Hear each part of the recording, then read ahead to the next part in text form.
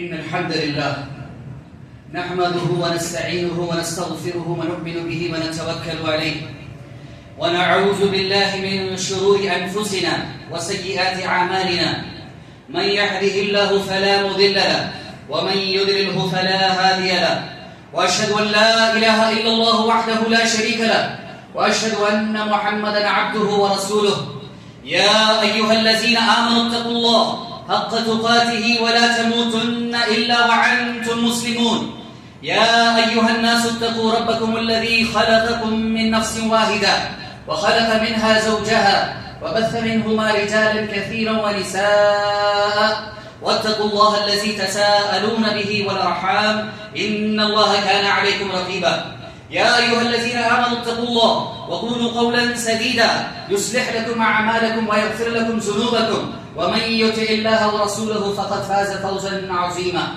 أما بعد فإن خير الحديث كتاب الله وخير الهدي هدي محمد صلى الله عليه وسلم وشر الأمور محدثاتها وكل محدثة بدعة وكل بدعة ضلالة وكل ضلالة في النار فأعوذ بالله من الشيطان الرجيم ولا تهنوا ولا تحزنوا وأنتم الأعلون إن كنتم مؤمنين رب اشرح لي صدري ويسر لي أمري واحلل عقدة من لساني يفقهوا قولي.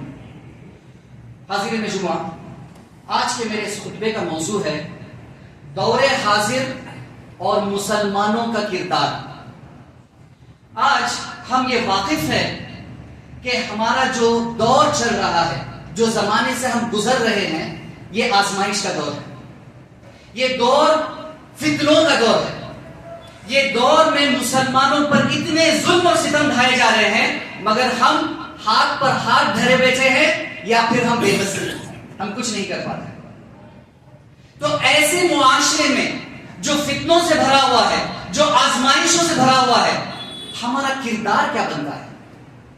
ہم کو انفرادی طور پر اور اجتماعی طور پر اور پورے امت مسلمہ ہم کیا کر سکتے ہیں تاکہ اس حالات کو ہم بدل سکیں؟ حالات کو بدلنے والا صرف اللہ تبارک و تعالی ہے. ہمارے سے ہم جتنی کوشش ہو، جتنی کوشش ہم کر سکیں، وہ کیا کوششیں ہم کر سکتے ہیں اور کیا کردار ہم نبھا سکتے ہیں، انشاءاللہ تبارک و تعالی آج کے اس جمعہ خطبہ میں کوشش کروں گا کہ آپ لوگوں کو تجویز کروں، نصیحت کروں یا ایک مشورہ دوں. آپ مجھ سے اتفاق نہ کریں کچھ چیزوں میں آپ میں سے اتفاق کر سکتے ہیں، مگر یہ میرا ذاتی تجربہ رہا ہے کہ انشاءاللہ اگر مسلمانوں کو ان حالات کو بدلنا ہے تو یہ پوائنٹس پر ہم کو انشاءاللہ کام کرنا ہوگا. سب سے پہلی چیز ہم یہ جان لیں کہ یہ دنیا کی زندگی ہی آزمائش ہے. یہ زندگی اللہ تبارک و تعالیٰ نے ہم کو دی ہے ہماری آزمائش کرنے کے لیے. اللہ تبارک و تعالیٰ فرماتا ہے سورہ ملک میں، سورہ نمبر 67 آیت نمبر 2 میں، الذی خلق الموت والحیات لیبلوکم ایکم احسن عملا، کہ ہم نے موت اور حیات کو پیدا کیا ہے تاکہ ہم تم میں سے بہتر عمل کرنے والا کون ہے اس کو دیکھ سکے یا اس کی آزمائش لے. اور اللہ تبارک و تعالی نے مومنوں کو خاص خطاب کرتے ہوئے کہا سورہ عنکبوت کی ابتدائی آیتوں میں، آیت نمبر 1 سے 3 میں، الف لام میم، اللہ نے فرمایا احسب الناس ان يتركوا ان يقولوا آمنا وهم لا يفتنون، کیا یہ سمجھ بیٹھے ہیں، کیا یہ غلط فہمی میں ہیں کہ انہوں نے بس یہ اقرار کر لیا کہ ہم ایمان لائے اور ان کی آزمائش نہیں کی جائے گی؟ بے شک اللہ نے کہا جیسے تم سے پہلے قوموں پر اللہ نے آزمائش کی تھی ویسے تم پر بھی آزمائش آئے گی. تاکہ اللہ یہ دیکھ لے کون اپنے وعدے میں سچا ہے اور کون اپنے وعدے میں جھوٹا ہے، کون صرف اسلام اور ایمان کا جوڑا یا کپڑے پہن کے ہمارے بیچ میں بیٹھا ہے، یا پھر کون سچ میں اللہ اور اس کے رسول پر ایمان لاتا ہے اور اس کے لیے کوشش اور جدوجہد کرتا ہے. یہ اللہ کی سنت ہے، یہ اللہ کا طریقہ ہے.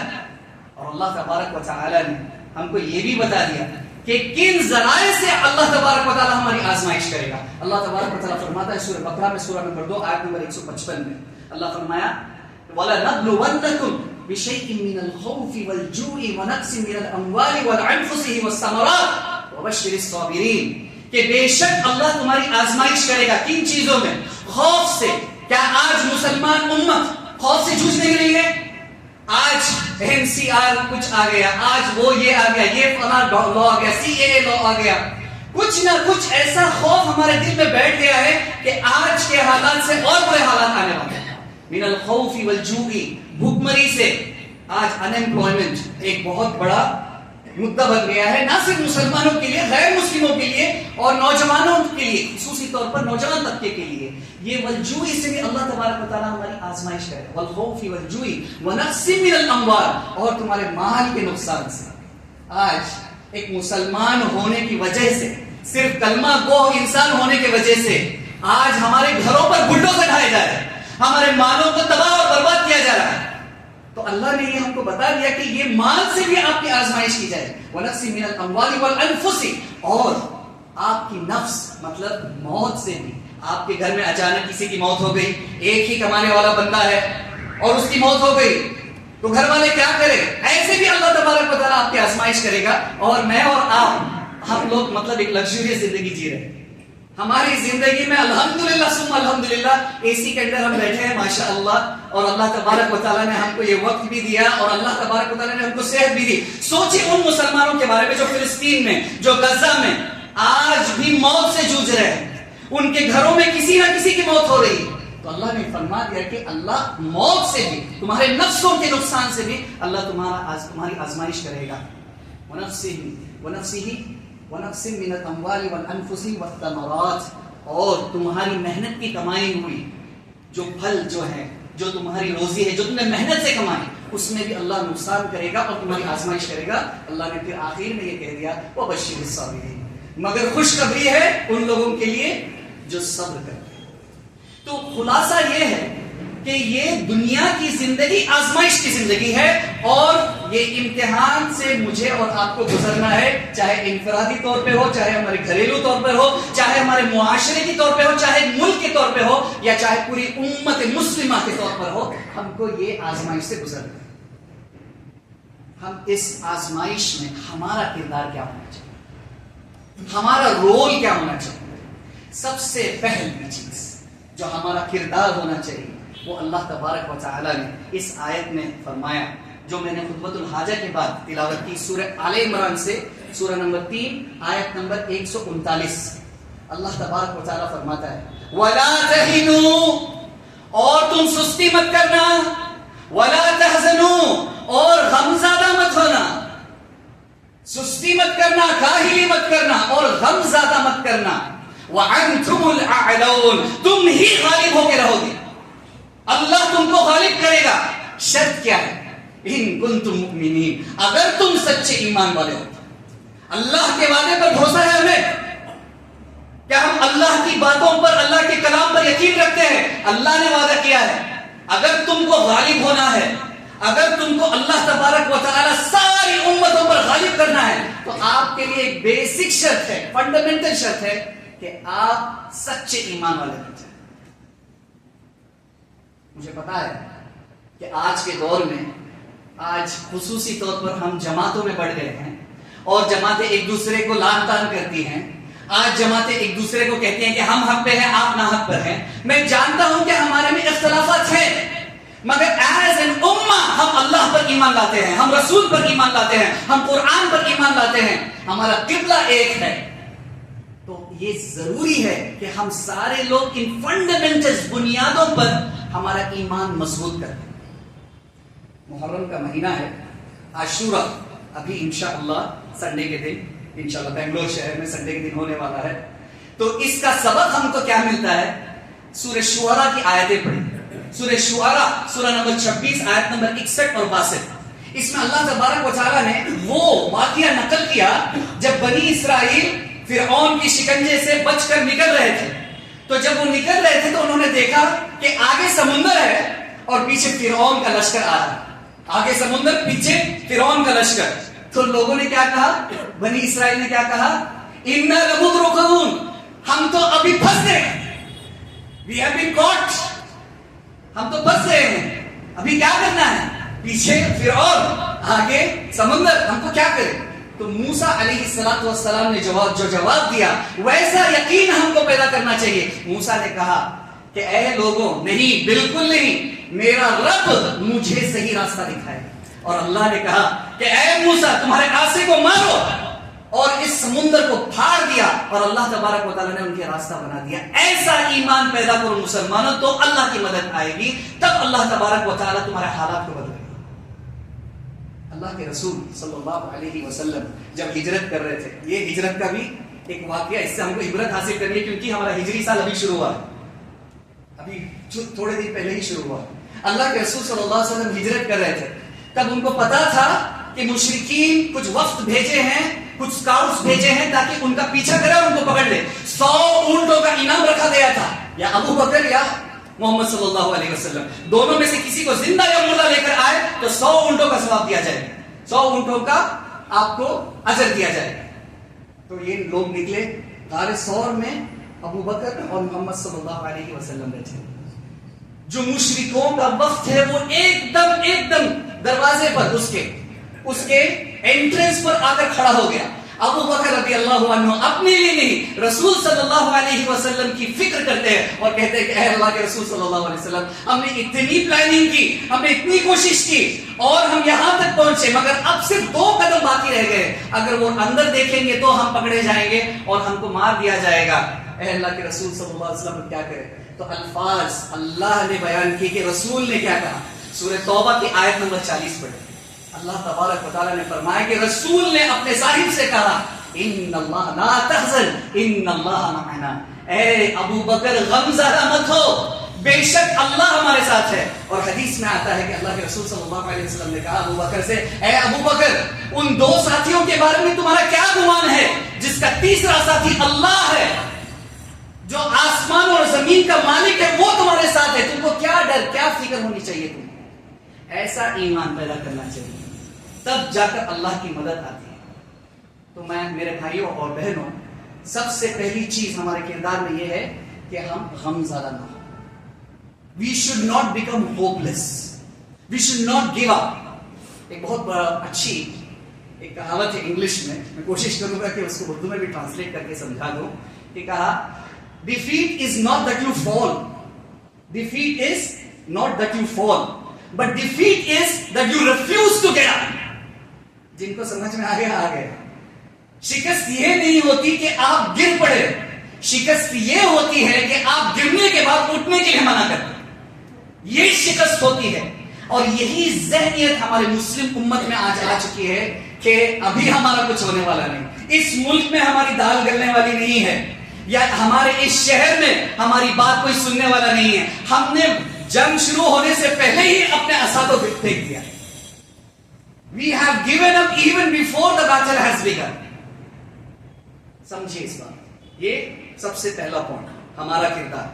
دوسری چیز، اور یہ بنیادی چیز ہے، علم کا حاصل کرنا۔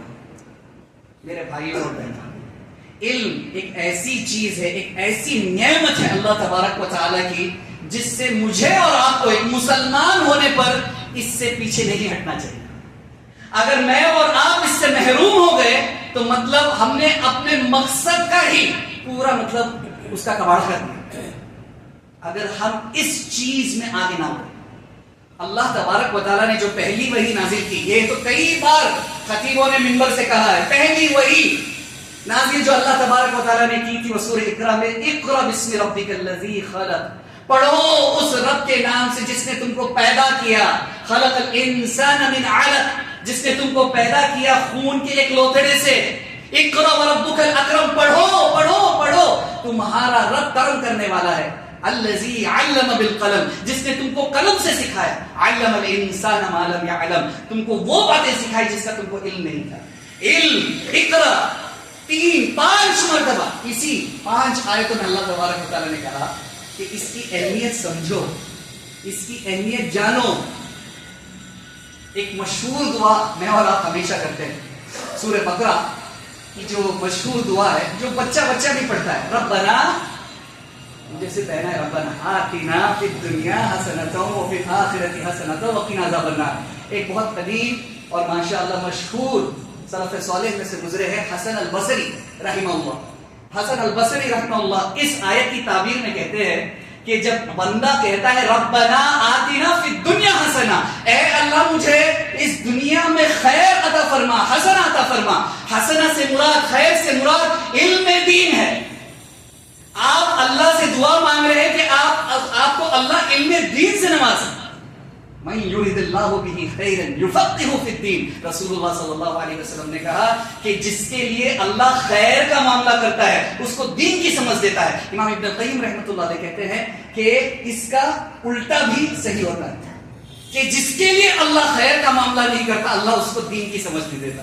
اللہ تبارک و تعالیٰ مجھے اور آپ کو اس چیز سے بچائے کہ ہم کو دین کی سمجھ نہ ہو تو یہ اللہ کا ایک عذاب ہے۔ ہم کو رک جانا چاہیے کہ مجھے کیوں نہیں رغبت آ رہی ہے دین کا علم حاصل کرنے کے لیے، کیا اللہ مجھ سے خوش نہیں ہے؟ یہ چیز سوچنے لائق۔ اللہ کے رسول صلی اللہ علیہ وسلم نے کہا طلب العلم فریضۃ علی کل مسلم، سنن ابن ماجہ کی حدیث، کہ دین کا علم حاصل کرنا واجب ہے، فرض ہے، جیسے نماز فرض ہے ویسے علم کا حاصل کرنا فرض ہے۔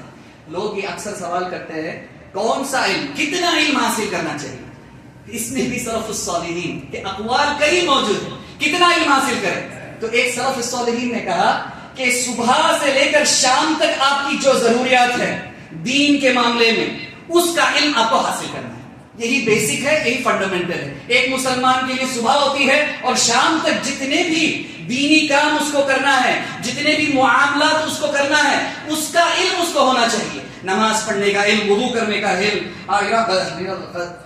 حاجات سے کیسے اپنے آپ کو پاک کیا جائے، معاملات کرتا ہے تو معاملات میں اس کے کیا معاملے ہونے چاہیے، جتنا بیسک علم ہے اس سے شروع کریں۔ اگر آپ صاحب نصاب نہیں ہیں تو آپ کو زکوٰۃ کا علم حاصل کرنا بھی ضروری نہیں، یہ سلف الصالحین نے کہا۔ جب تک آپ صاحب نصاب نہ ہو جائے زکوٰۃ کے بارے میں بھی بچ جائیے، نماز روزے کے حد تک ہی رہیے، جب تک اس کے بارے میں آپ کو صحیح اور پختہ علم نہ آ جائے. علم اور علم والوں کے بارے میں اگر میں بیان کرتا چلوں تو سبحان اللہ پورا وقت ختم ہو جائے گا. یہ دوسری چیز ہے. اور علم سے ایک اور کلیریفیکیشن میں دے دوں. لوگ اکثر یہ سمجھتے ہیں علم سے مراد صرف علم دین ہے، بلکہ علم سے مراد علم دین اور وہ سارے علوم دنیا کے جو خود اپنے لیے مفید ہو اور دوسروں کے لیے مفید ہو، ان سب کا بھی حاصل کرنا یا تو دین میں فرض عین ہے یا فرض کفایہ ہے یا پھر مستحب ہے. جی بالکل، فرض عین بھی ہو سکتا ہے، فرض کفایہ بھی ہو سکتا ہے اور مستحب بھی ہو سکتا ہے. اس سے کم تو میں جانتا نہیں کہ کسی عالم دین نے کہا ہو کہ دنیاوی علوم میں بھی یہ چیز ضروری ہوتی ہے کہ ہم یہ علوم حاصل کریں تاکہ ہم اپنے آپ کو اور اپنے گھر والوں کو اور اپنی سارے معاشرے اور امت کو ہم انشاءاللہ اللہ کے قریب لائیں. کیوں؟ کیونکہ اللہ نے فرمایا انما یخشی اللہ من عبادہ العلماء، بے شک وہی لوگ اللہ سے صحیح معنی میں ڈرنے والے ہیں جو علماء ہیں، جو علم حاصل کرتے ہیں. دوسری چیز ہمارا کردار کیا ہونا چاہیے؟ علم کا حاصل کرنا. تیسری چیز دعوت دین. دعوت دین اور اس کے سارے اقسام، اس کی ساری قسمیں، جو بھی قسمیں قرآن اور حدیث میں موجود ہیں جس سے دعوت دین کو پیش کیا جائے، ان سارے کاموں میں ہم کو آگے بڑھنا ہے. کیونکہ اے میرے بھائیوں اور بہنوں، ہم کو اللہ نے پیدا کیا تھا ہی دعوت کرنے کے لیے. اللہ تبارک و تعالیٰ فرماتا ہے سورہ آل عمران سورہ نمبر 3 آیت نمبر 110 میں، کنتم خیر امت اخرجت للناس، تم سب سے بہترین امت ہو، تم کو لوگوں کے لیے پیدا کیا گیا ہے. آج ہم لوگ اپنی زندگیوں میں اتنے مست ہیں، میری نوکری ہے، مجھے اینڈ آف دا منتھ مجھے میری سیلری مل رہی ہے، امام صاحب بھی خوش ہیں، مؤذن صاحب بھی خوش ہیں، جو محتمم بھی خوش ہیں، جو سافٹ ویئر میں کام کر رہا ہے وہ بھی خوش ہے، اور جو اپنا تجارت کر رہا ہے وہ بھی خوش ہے. سب اپنی زندگی میں مست ہے.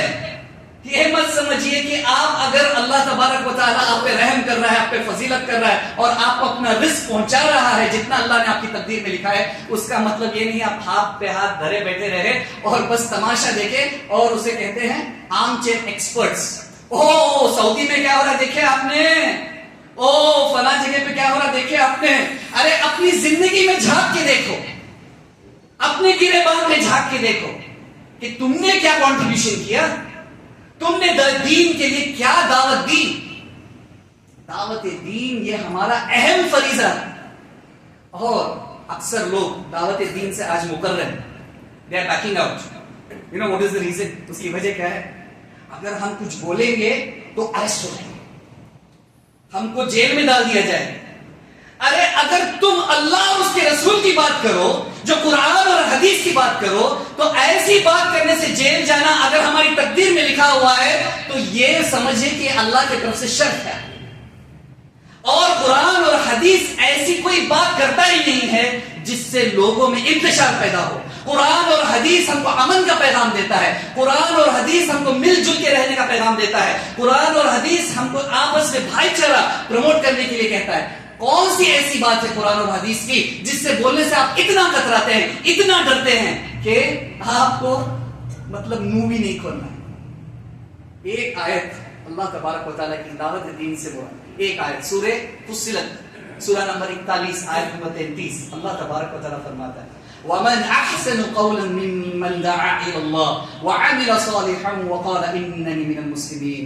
اور تم میں سے بہتر بات کس کی ہو سکتی ہے جو لوگوں کو اللہ کے راستے کی طرف بلائے، اللہ کے دین کی طرف بلائے، اور وَعَمِلُ الصَّالِحَاتِ اور وہ نیک اعمال کرے. وَقَالَ إِنَّنِي مِنَ الْمُسْلِمِينَ اور وہ کہے کہ میں مسلمانوں میں سے ہوں، میں جو اللہ کو اپنے آپ کو جو سبمٹ کرتے ہیں ان میں سے. ان چیزوں میں دو چیزیں اللہ تبارک و تعالیٰ نے اس آیت میں بتائی دعوت دین سے. نمبر ایک چیز یہ ہے کہ آپ کو اپنی زبان سے، اپنے کلام سے، اپنے الفاظ سے لوگوں کو دعوت دین دینا ہے. وَمَنْ أَحْسَنُ قَوْلًا مِّمَّنْ دَعَا إِلَى اللَّهِ. کچھ لوگ آج ایسا کہنے والے ہیں نا، نہیں ہمارے بس آداب اچھے ہونے چاہیے، اخلاق اچھے ہونے چاہیے، ہم کچھ بولیں گے نہیں، ہم کو ڈر ہے دل میں، بس اچھے آداب اور اخلاق رکھے. اچھے آداب اور اخلاق بعد میں آتا ہے، پہلے یہ آتا ہے کہ آپ کو ہمت کرنی چاہیے کہ آپ منہ کھولے. قل، کتنے صورتیں شروع ہوتی ہے قل سے، کہہ دیجیے. هو اللہ احد کس کو پتا نہیں؟ اللہ ہم سے کہہ رہا ہے قل کہہ دو، یہ نہیں کہ اللہ ایک ہے، اللہ نے نہیں کہا هو اللہ احد اللہ ایک ہے، یہ ہم سب جانتے ہیں، اللہ نے کہا قل هو اللہ احد، کہہ دو ان لوگوں سے جو کہتے ہیں کہ اللہ ایک نہیں ہے، ان سے کہو کہ اللہ ایک ہے۔ اللہ کی تعریف بیان کرو بھائی، اللہ کون ہے اس کا مطلب لوگوں کو پریچے دو، ان کا اللہ کو انٹروڈیوس کرو، یہ تمہارا فریضہ بنتا ہے۔ ہم پڑھتے ہیں قل هو اللہ احد، ہم پڑھتے ہیں قل یا ایھا الکافرون قل اعوذ برب الفلق، مگر ہم اتنا مفہوم نہیں سمجھ پائے کہ یہ تو ایک کمانڈ ہے، یہ فعل امر ہے، جو عربی جانتے ہیں ان کو پتا ہے یہ فعل امر ہے، قل ایک واجب چیز ہے۔ اور اسی آیت میں اللہ تبارک و تعالیٰ نے پھر فرمایا دوسرے لیول پہ، جب آپ اپنی زبان کھولیں گے، جب اپنا منہ کھولیں گے، لوگوں کو دعوت دین دیں گے، وَعَمِلُوا الصَّالِحَاتِ، آپ کو نیک اعمال بھی کرنا چاہیے، آپ کو ایک پریکٹیکل ایگزامپل بن کر بھی دکھانا چاہیے، ایک ایمبیسڈر بننا چاہیے۔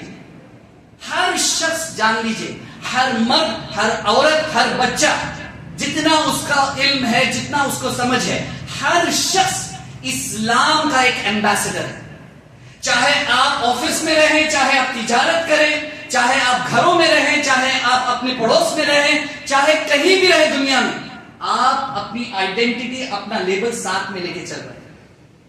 کئی لوگ دنیا میں آج الحمدللہ اسلام قبول کر رہے ہیں، کئی لوگ ماشاءاللہ تبارک و تعالیٰ اللہ ان کو اسلام کی ہدایت دے رہا ہے۔ یہ میری اور آپ کی محنت سے نہیں ہو رہا، یہ اللہ کے جانب سے ہو رہا ہے، کیونکہ اللہ اس دین کو غالب کر رہا ہے۔ مگر اس میں اکثر لوگ یہ دیکھتے ہیں کہ مسلمانوں کے اوصاف صحیح نہیں ہے، مگر قرآن اور حدیث ماشاءاللہ بہت اچھا ہے، ان کے اخلاق صحیح نہیں ہے۔ آج ہم نے اپنا دین پورا سمیٹ لیا ہے، ایک جماعت صرف عقائد، ایک جماعت صرف نماز، ایک جماعت صرف اخلاق۔ دین تو ساری چیزوں پر مشتمل ہے، دین صرف ایک چیز کا نام ہے عقائد، یہ بنیاد ہے ہماری، مگر سب سے اہم بھی یہ آتا ہے ہمارے اخلاق اور اوصاف کیسے ہونا چاہیے۔ اللہ کے رسول صلی اللہ علیہ وسلم فرماتے ہیں وَإِنَّمَا بُعِثْتُ لِأُتَمِّمَ مَكَارِمَ الْأَخْلَاقِ، بے شک مجھے بھیجا گیا ہے صرف لوگوں کے اخلاق کو سدھارنے کے لیے، اخلاق کو بہتر کرنے کے لیے۔ اللہ کے رسول صلی اللہ علیہ وسلم کا مقصد نبوت کا یہی ہے، إِنَّمَا بُعِثْتُ لِأُتَمِّمَ مَكَارِمَ الْأَخْلَاقِ، تاکہ لوگوں کے اخلاق صحیح کریں۔ آپ کے اخلاق کیسے ہیں لوگوں کے ساتھ، یہ دیکھ کر لوگوں کو اسلام کی طرف رغبت ہونی چاہیے۔ یہ نہیں ہم چاہ رہے ہیں کہ لوگ اسلام قبول کر لیں، سب لوگ مسلمان بن جائیں، اتنا بھی کر لے کہ لوگ اسلام کے بارے میں کوئی غلط رائے نہ رکھے۔ جو نیگیٹیوٹی جو پھیل گئی ہے آج ہمارے معاشرے میں، اگر ہم اس کو نیوٹرل بھی کر دیں گے نا انشاءاللہ، تو میرے اور آپ کی آخرت کے لیے کامیابی انشاءاللہ ہو سکتی ہے۔ نیوٹرل کر دے بس، ضروری نہیں ہے کہ وہ الحمدللہ کلمہ گو ہو جائے، اسلام قبول کرے، بہت اچھی بات ہے ماشاءاللہ، بہت بڑا عمل ہے ہمارا، مگر اگر وہ کوئی شخص اسلام کے بارے میں غلط فہمی نہ رکھے، اسلام کے بارے میں کوئی غلط رائے نہ رکھے، اتنا بھی ہم اپنے اخلاق سے کر کر دکھا دیں، تو الحمدللہ ثم الحمدللہ میں نے اور آپ نے کچھ فریضہ ادا کر دیا۔ وقال اننی من المسلمین، اور ایک بہت اہم بات اللہ نے آخر میں کہی، اور کہے کہ میں مسلمانوں میں سے ہوں۔ اکثر بیشتر یہی ہوتا ہے کہ جب کوئی شخص کوئی اچھا کام کرتا ہے، کوئی نیکی کرتا ہے، یا اچھے اخلاق کا ایگزامپل دیتا ہے، تو وہ امیڈیٹلی چاہتا ہے کہ اس کا کریڈٹ اس کو مل جائے۔ کیوں ایسے ہو؟ میں ماشاءاللہ میں بہت ساری چیزیں میرے ٹیچر استاد تھے، ان سے سیکھا ہوں میں، میرے والدین نے مجھے اچھی تربیت دی ہے، یا میرا ماحول اتنا اچھا رہا ہے، میرا ایجوکیشن لیول اتنا اچھا رہا ہے۔ ہم کچھ نہ کچھ کریڈٹ اپنے لیے چاہتے ہیں۔ اللہ تبارک و تعالیٰ نے کہا کہ کریڈٹ اپنے لیے نہیں، وقال اننی من المسلمین، کریڈٹ اپنے دین کو دو، کریڈٹ اپنے قرآن کو دو، کریڈٹ اپنے نبی کو دو۔ میرے نبی نے مجھ سے ایسا کرنے کے لیے کہا ہے، میرے نبی کے اوصاف ایسے ہیں، میرا قرآن یہ تعلیم دیتا ہے، اسلام یہ مذہب یہ چیز سکھاتا ہے۔ اگر یہ چیز بھی اگر ہم کہہ دیں نا تو کافی ہے، انشاءاللہ تبارک و تعالیٰ لوگوں کے دلوں میں اسلام کے لیے رغبت پیدا ہوگی۔ کریڈٹ لینا نہیں ہے، الحمدللہ آپ کے والدین اچھے ہوں گے، آپ کی تعلیم اچھی ہوئی ہوگی، اس میں کوئی دو رائے نہیں ہوگی انشاءاللہ، مگر کریڈٹ اسلام۔ قال اننی من المسلمین، میں مسلمان ہوں اس لیے میں ایسا کرتا ہوں، میں مسلمان ہوں میں گھوس نہیں دیتا، میں مسلمان ہوں میں جھوٹ نہیں بولتا، میں مسلمان ہوں میں غیبت نہیں کرتا۔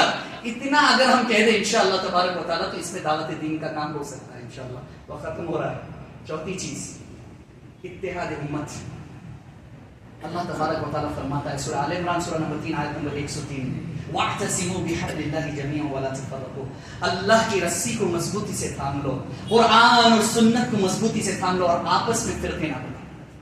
یہ آج وقت کی ضرورت ہے میرے بھائیوں اور بہنوں۔ آج جو بھی ظلم مسلمانوں پہ ڈھائے جاتے ہیں ان کا مذہب پوچھ کر نہیں ڈھایا جاتا۔ مذہب سے مراد مذہب حنفی، مذہب شافعی، مذہب مالکی، مذہب حنبلی، یا مذہب اہل حدیث، یا سلفی، یا شیعہ، یا دیوبندی، یا سنی نہیں پوچھا جاتا آپ سے۔ صرف آپ مسلمان ہیں، صرف آپ اللہ میں مانتے ہیں، اس لیے آپ پہ ظلم اٹھایا جاتا ہے۔ آج یہ وقت کی بہت اہم ضرورت ہے کہ ہم آپسی جو ڈفرینسز ہیں وہ رہیں گی، وہ باقی رہیں گی، اس میں کوئی دو رائے نہیں ہے کہ ہمارے ڈفرینسز ہیں، عقائد میں بھی ہے، منہج میں بھی ہے، بہت ساری چیزوں میں ہے، مگر وقت کی ضرورت، جو پرائیورٹی جس کو کہتے ہیں کہ پرائیورٹی دیکھنا چاہیے، ہائرارکی دیکھنی چاہیے، جو سب سے اہم ضرورت ہے کہ ہمارے جانوں کی، ہمارے دین کی، ہمارے مال کی حفاظت جو شریعت کے مقاصد میں سے ہے، ہمارے عزت و آبرو کی حفاظت، اس کے لیے ہم کو اتحاد کرنا ضروری ہے، ہم کو متحد ہونا ضروری ہے۔ ہر مسجد کے ذمہ داران کی یہ کوشش ہونی چاہیے کہ ہمارے جتنے بھی مسلمان بھائی ہیں جو لا الہ الا اللہ محمد رسول اللہ پڑھتے ہیں ان لوگوں سے رابطہ قائم کریں، سوسائٹیز میں آپس میں ایک دوسرے سے لنک رہے، ایک دوسرے کے ساتھ انفارمیشن شیئر کریں۔ وہ تو فلاں جماعت کے ہیں بھائی، وہ تو ہمارے دشمن ہیں، نعوذ باللہ من ذالک۔ آج یہ چیزیں کچھ کام نہیں آنے والی۔ آج آپ کو ہر ذمہ دار کو جو مسجد کا ہے اور ہر فرد کو یہ چاہیے کہ اپنے دوسرے بھائی سے، چاہے وہ کسی بھی جماعت سے کیوں نہ ہو، جو کلمہ گو ہو اور جو نماز قائم کرتا ہو، اس سے ملے، اس سے رابطہ قائم کرے، نیٹ ورک قائم کرے۔ کیوں؟ کوئی غلط کام کرنے کے لیے نہیں، کوئی ایسا کام کرنے کے لیے نہیں جو ہمارے ملک کے کانسٹیٹیوشن کے خلاف ہے، بس آپس میں ایک دوسرے کو حوصلہ افزائی کرنے کے لیے، آپس میں ایک دوسرے کی مدد کرنے کے لیے۔ یہ وقت کی ضرورت ہے، اس پہ جتنا بولا جائے اتنا کم۔ اتحادی امت۔ نمبر پانچ ہم کو ضروری ہے کہ ہم اسباب کا استعمال کریں۔ اسباب، اور میں ساتھ میں جوڑنا چاہوں گا ماہرین وقت۔ اسباب یہ ہمارے دین کے خلاف نہیں ہے۔ رسول صلی اللہ علیہ وسلم سے جب پوچھا گیا، مشہور حدیث آپ جانتے ہیں کہ ایک شخص نے پوچھا اللہ کے رسول صلی اللہ علیہ وسلم سے، کیا میں اونٹی کو باندھوں یا اس کو کھلا رکھوں اور توکل کروں؟ تو اللہ کے رسول صلی اللہ علیہ وسلم نے فرمایا اونٹی کو باندھو پھر اللہ پہ توکل کرو۔ یہ ہمارا دین ہم کو سکھاتا ہے کہ اسباب کا استعمال کریں۔ اسباب ایسے ہو سکتے ہیں، چاہے وہ مٹیریل اسباب ہو سکتے ہیں یا امٹیریل ہو سکتے ہیں۔ What is immaterial and material? ایسے اسباب جس میں مسلمانوں کی قوم کو اپلفٹ کرنے کے لیے جو بھی چیز ضرورت ہے، چاہے وہ پیسوں کے ذریعے سے ہو، چاہے وہ علم کے ذریعے سے ہو، چاہے وہ سکلز ڈیولپ کرنے کے ذریعے سے ہو، کسی بھی اسباب سے مسلمانوں کا فائدہ ہو رہا ہے تو ایسے اسباب کا استعمال کرنا ضروری ہے۔ اور ماہرین، ہمارے بیچ میں سے ایسے ماہرین ہونے چاہیے جو دنیاوی علم اور دینی علم دونوں کا علم رکھے۔ خصوصی طور پر دنیاوی علم اس لیے کہوں گا میں کیونکہ آج اکثر اور بیشتر وقت جب مسلمان کسی مصیبت میں آتے ہیں، جب مسلمانوں پر کوئی ظلم ہوتا ہے تو ہمارے پاس کوئی ایک ڈھنگ کا لائر نہیں ہوتا، ہمارے پاس کوئی ایک ڈھنگ کا پولیس والا نہیں ہوتا جس سے ہم بات چیت کر سکے، جو ہمارے دین کو سمجھ سکے، جو ہمارے حالات کو سمجھ سکے، جو ہمارے لیے حق کے لیے، ناحق کے لیے نہیں۔ جس نے غلط کیا اس کو سزا ملنی چاہیے، یہ اصول ہے، مگر جو ناحق جس پہ ظلم اٹھایا جا رہا ہے ویسے لوگوں کے لیے ماہرین بھی ہونا ضروری ہے، چاہے وہ لائر ہو، چاہے وہ پولیس ہو۔ میں تو یہ کہوں گا کہ پولیٹیشینز بھی ہوں، ان سے بھی رابطہ ہم کو رکھنا ضروری ہے۔ ہم جانتے ہیں پولیٹکس ایک دلدل ہے، ایک بار اس میں گھس گیا آدمی تو پولیٹکس میں برا بننا ہی پڑتا ہے۔ ہم نہیں چاہیں گے کہ ہمارے علماء پولیٹکس جوائن کریں، علماء اکرام اللہ تبارک و تعالیٰ ان سے جو دین کا کام دے رہا ہے وہ دے، مگر ہر کوئی شخص علماء کے معیار پہ مت جج کیجئے اس کو۔ ارے وہ فلاں شخص تو درگاہ کو جاتا ہے تو میں اس پولیٹیشین کو ووٹ نہیں کروں گا۔ سبحان اللہ، وہ جو جاتا ہے درگاہ، وہ جو جاتا ہے اس کا عقیدہ اس کے ساتھ ہے، مگر وہ مسلمانوں کی قوم کے لیے مدد کرنا چاہتا ہے۔ یہ پولیٹیشینز ہوتے ہی ایسے ہیں کہ ان کو سیکولر بننا پڑتا ہے، چاہے وہ مجبوری میں ہو چاہے وہ جانتے بوجھتے ہو، ان کو مجبوری میں کرنا پڑتا ہے، سب کو خوش رکھنا پڑتا ہے۔ مگر آپ اس کی ایک چیز کو پکڑ کر وہ کہیں کہ ہاں میں فلاں پولیٹیشین کو ووٹ نہیں کروں گا، اسی جگہ پہ ایک کافر، ایک غیر مسلم کو میں ووٹ کر سکتا ہوں، مگر میرا بھائی جو ہے جو غلط عقیدہ رکھتا ہے, جس کی میں نے اصلاح بھی نہیں کی ہے, میں جانتا بھی نہیں ہوں کہ کیوں وہ ایسا کر رہا ہے, میں اس کے خلاف ہو جاتا ہوں. ہاں ضرورت ہے میرے بھائیوں اور بہنوں کہ ہم اس چیز کا خاص خیال رکھیں. اور بہت ساری باتیں ہیں, بس مختصر طور پر میں یہ بتانا چاہتا ہوں اپنی خطبے کے اینڈ میں, کنکلوژن میں, کہ اللہ تبارک و تعالی اس دین کی حفاظت کر رہا ہے.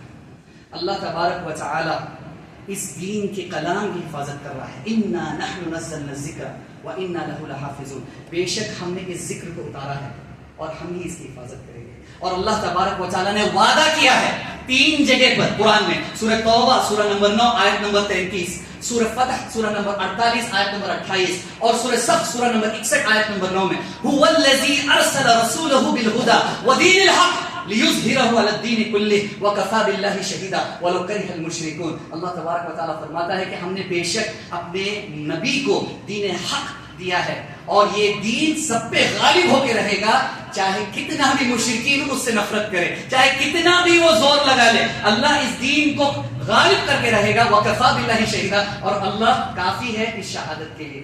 سو میرے بھائیوں اور بہنوں, اللہ تبارک و تعالیٰ اس دین کو غالب کر کے رہے گا, یہ اللہ کا وعدہ ہے. مگر آپ مسلمانوں کا کردار کیا ہے اس پر سوچیں. اللہ تبارک و تعالیٰ نے آپ کو اس موقع, اس دور میں آپ کو پیدا کیا, یہ آزمائشیں آپ نے دیکھی, تو آپ نے ان آزمائشوں کے وقت میں آپ نے کیا رول ادا کیا. اللہ آپ سے یہ سوال کرے گا, یہ نہیں کہ آپ نے دین کو غالب کیا یا نہیں. اللہ کوشش دیکھتا ہے. والذین جاہدوا فینا لنہدینہم سبلنا. جو اللہ کے راستے میں جد و جہد کرتے ہیں, جو کوشش کرتے ہیں, اللہ انہی کے لیے آسانی فرماتا ہے. اللہ تبارک و تعالی ہمارے دین کی حفاظت اور ہمارے دین کی خدمت کے لیے مجھے آپ کو صحیح استعمال کرے. اللہ تبارک و تعالی ہم کو علم دین حاصل کرنے اور لوگوں تک پہنچانے کی توفیق عطا فرمائے. اللہ تبارک و تعالی امت مسلمہ میں اتحاد پیدا کرے. اور میں یہ کنکلوڈ کروں گا ایک فیمس اسٹیٹمنٹ سے جو ڈاکٹر اسرار احمد صاحب, میں جانتا ہوں بہت سارے لوگ ان کی باتوں سے اتفاق نہیں کرتے, مگر وہ بات جو انہوں نے کہی بہت جامع بات کہی.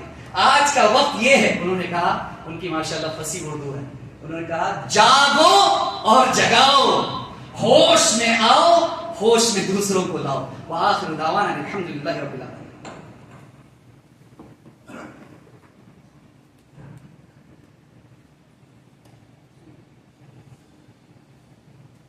إن الحمد لله نحمده ونستعينه ونستغفره ونؤمن به ونتوكل عليه ونعوذ بالله من شرور أنفسنا وسيئات أعمالنا من يهده الله فلا مضل له ومن يضلل فلا هادي له وأشهد أن لا إله إلا الله وحده لا شريك له وأشهد أن محمدا عبده ورسوله. أما بعد, کیونکہ عاشورہ کا یہ موقع ہے اور عاشورہ کی فضیلت کے بارے میں اللہ کے رسول صلی اللہ علیہ وسلم کی حدیث مشہور ہے صحیح مسلم کی, کہ جو شخص عاشورہ کے دن کا روزہ رکھتا ہے تو اللہ تبارک و تعالیٰ اس کے پچھلے سال کے گناہ معاف کر دیتا ہے. تو بہت بڑی فضیلت ہے. بنگلور شہر میں سنڈے کا دن آ رہا ہے, 6 جولائی عاشورہ کا دن ہے. اور اللہ کے رسول صلی اللہ علیہ وسلم کی دوسری حدیث میں یہ بھی واضح ہوتا ہے کہ اللہ کے رسول صلی اللہ علیہ وسلم یہ خواہش کیے تھے کہ 10 محرم کے علاوہ 9 محرم کا بھی روزہ رکھیں. تو 9 محرم پڑ رہا ہے ہفتے کا دن, شنیچر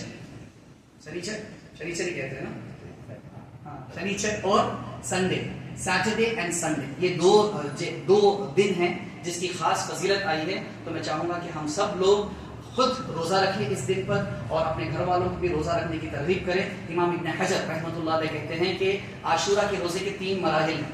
سب سے لوویسٹ لیول پہ آتا ہے صرف 1 دن کا روزہ رکھنا 10 محرم, اور سیکنڈ لیول پہ آتا ہے 9 اور 10 کا رکھنا, یہ سیکنڈ لیول پہ آتا ہے 10 یا 11 2 دن کا رکھنا. اور ہائیسٹ لیول پہ آتا ہے کہ آپ 9, 10 اور 11 یعنی ہفتہ, اتوار اور بیت, اور 3 days اگر آپ رکھیں گے تو یہ سب سے بہتر ہے. انشاءاللہ تبارک و تعالی اللہ تبارک و تعالی ہم کو توفیق دے کہ ہم ان ایام کا زیادہ سے زیادہ فائدہ اٹھائیں. ان اللہ وملائکتہ یصلون علی النبی یا ایھا الذین آمنوا صلوا علیہ وسلموا تسلیما. اللهم صل علی محمد وعلى ال محمد كما صليت على ابراہیم وعلى ال ابراہیم انك حمید مجید. اللهم بارک علی محمد وعلى ال محمد كما باركت على ابراہیم وعلى ال ابراہیم انك حمید مجید. ان اللہ یأمر بالعدل والإحسان وإیتاء ذی القربى وینہی عن الفحشاء والمنکر والبغی یعظکم لعلکم تذکرون. اقیموا الصلاة.